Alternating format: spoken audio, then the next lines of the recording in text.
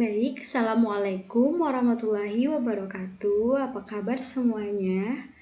Baiklah, di sini saya akan menyampaikan materi yaitu tentang analisis data dan peluang. Baiklah, sebelum masuk kepada materi, ada 3 hal yang harus kita ketahui terlebih dahulu. Yang pertama yaitu adalah tujuan pembelajaran. Dan yang kedua yaitu ada diagram batang. Dan yang ketiga yaitu ada diagram lingkaran. Nah, baiklah. Sebelumnya izinkan saya untuk memperkenalkan diri saya terlebih dahulu. Perkenalkan, nama saya Dinda dengan NIM 212110032, kelas A pagi, mata kuliah Perencanaan Pengajaran Matematika, dan diampu oleh dosen Dr. Jamila, Magister Pendidikan. Baiklah, kita masuk kepada yang pertama, yaitu adalah tujuan pembelajaran. Nah, tujuan pembelajaran yang pertama yaitu peserta didik dapat mengelola dan menyajikan data dalam bentuk diagram batang. Nah, tujuan yang kedua yaitu peserta didik dapat mengelola dan menyajikan data dalam bentuk diagram lingkaran. Nah, kita masuk kepada poin yang pertama yaitu adalah diagram batang. Baiklah, kita masuk kepada poin yang pertama yaitu diagram batang.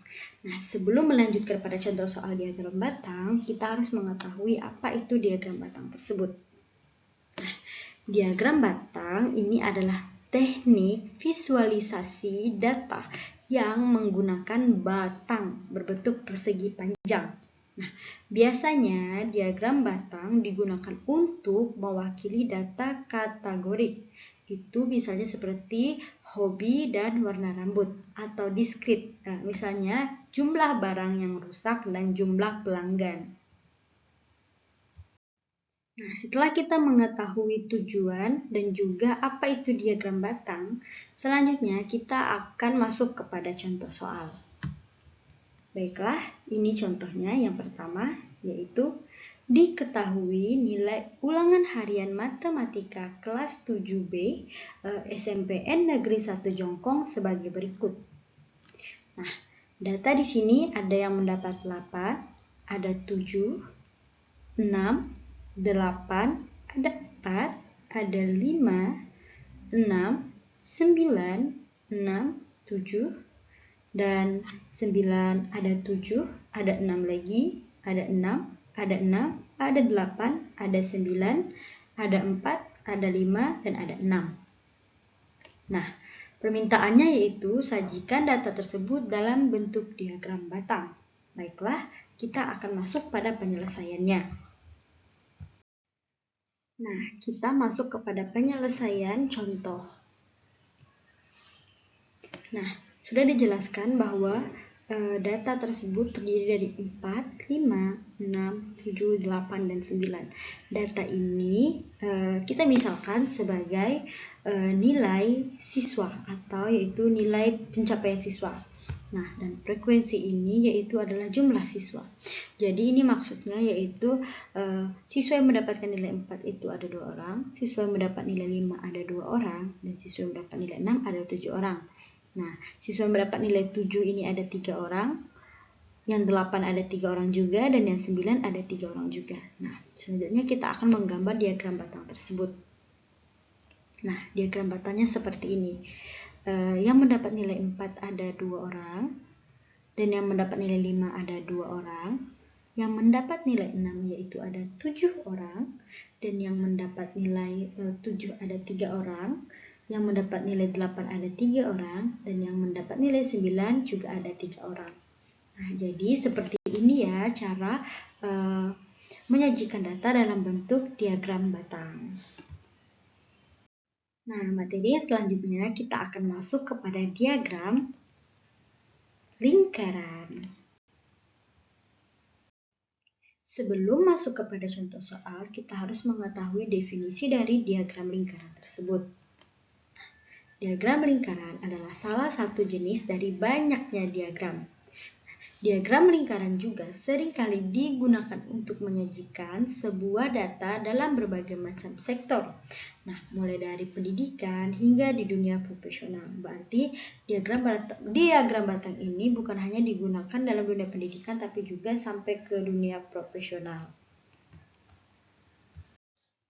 Nah, setelah kita mengetahui tujuan dari pembelajaran tersebut dan kita sudah mengetahui definisi dari diagram lingkaran, selanjutnya kita akan masuk kepada contoh soal.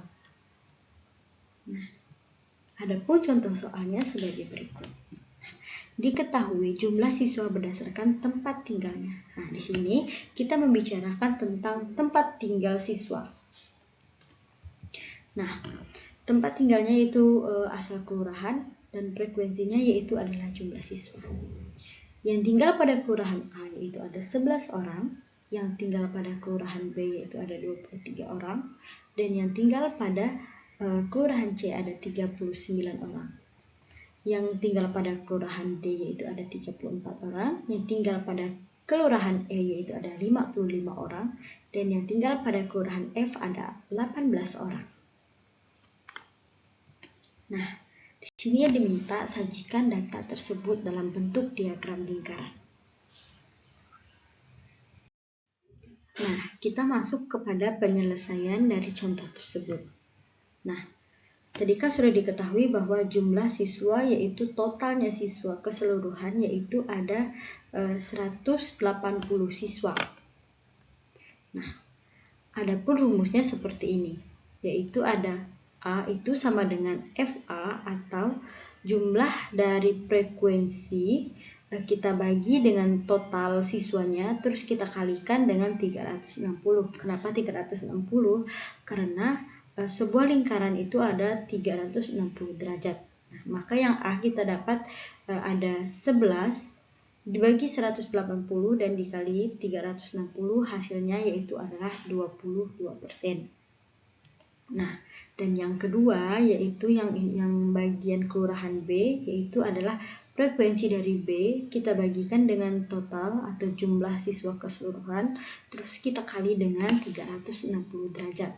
Maka adapun frekuensi dari kelurahan B yaitu ada 23 dibagi dengan 180 dan dikali dengan 360. Maka hasilnya kita dapat 46 derajat.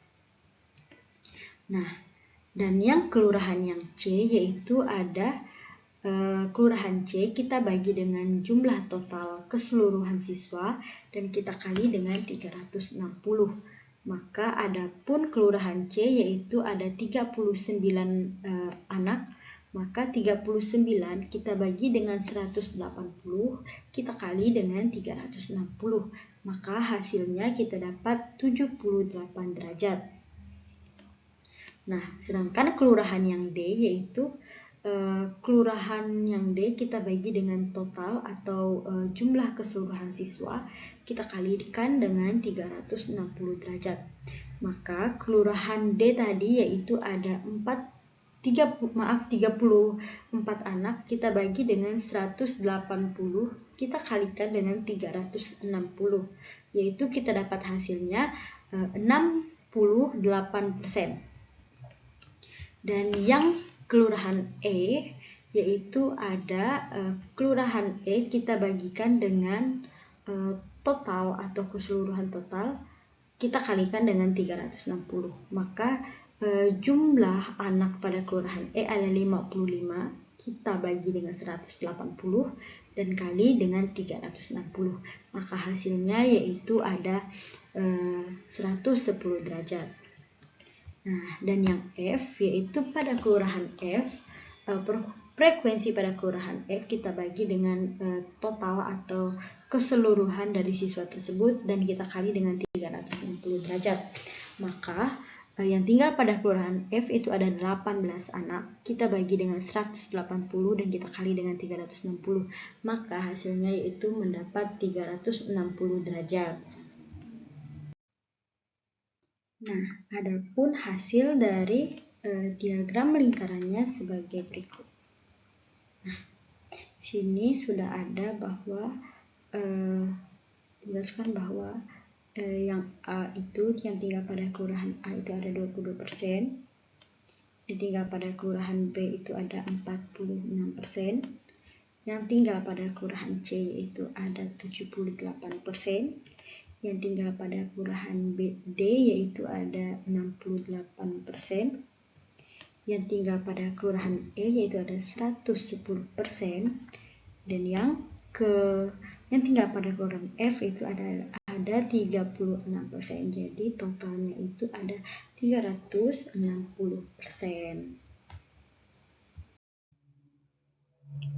Baik, sekian penjelasan dari materi saya.